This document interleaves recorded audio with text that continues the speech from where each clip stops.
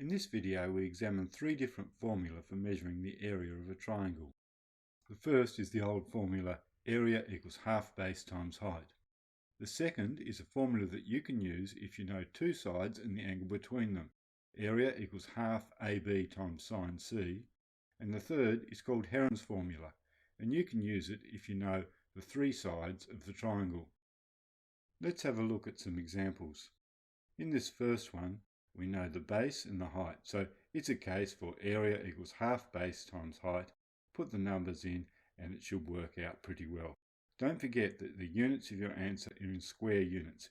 This was measured in centimetres, so the answer is in square centimetres. The second example is also going to use half base times height, but it's important that you realise that height is always measured at right angles to the base of the triangle. In the case of an obtuse triangle like this, it's necessary to extend the base out so that the height can be measured at right angles. When we work out the area, it's still half base times height, so half times 4.2 times 4 will give us the answer here.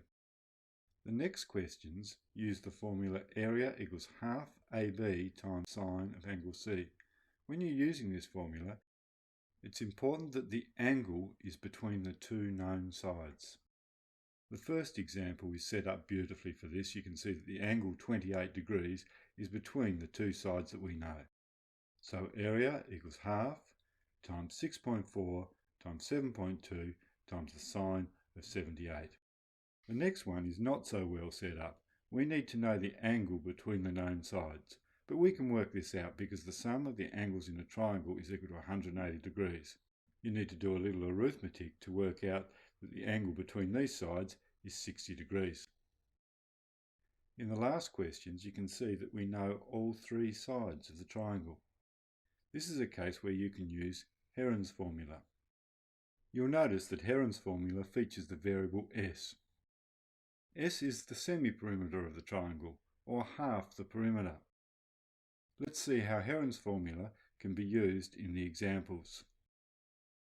First thing is to calculate the semi-perimeter by adding the sides together and dividing by 2. In this case, the semi-perimeter is 9. We then have to substitute it into Heron's formula and work through and calculate the area. The last example is very similar.